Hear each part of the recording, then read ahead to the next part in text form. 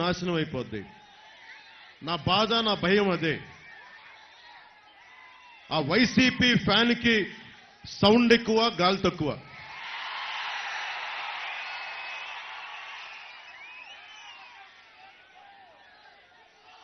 జగన్ కి ఈ మధ్యన నన్ను మాటలు ఎక్కువ తిట్టేస్తా ఉన్నాడు. పాపం కంట్రోల్. నేను ఏమనుకుంటాను, జగన్కి నన్ను తిడుతుంటే నాకు చాలా కోపం వచ్చేస్తా అనుకుంటాడు. నన్ను మీరు ఏమి తిట్టినా నాకు కోపం రాదు.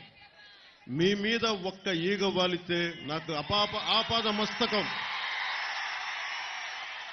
ఒక దళిత డ్రైవర్ని డోర్ డెలివరీ చేస్తే నాకు వచ్చిన కోపం చాలా చాలా ఎక్కువ.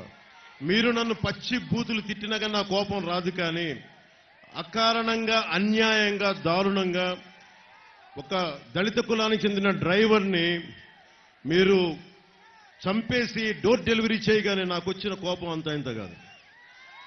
నేను చాలా బాధ్యతగా ఉన్నాం. ఇక్కడ మన ఎంఆర్పీఎస్ సోదరులు చాలా మంది ఉన్నారు. ఇక్కడ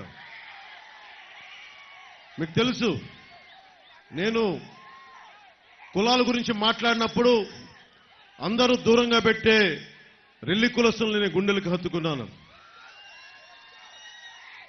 ఆ రెల్లి కులస్తులకి నేను ఎందుకంటే అణగారిన వర్గాలకి, అన్ని కులాలతో పాటు అణగారిన వర్గాలను హక్కును చేర్చుకోవాలన్నదే జనసేన తాలూకు ఆశయం.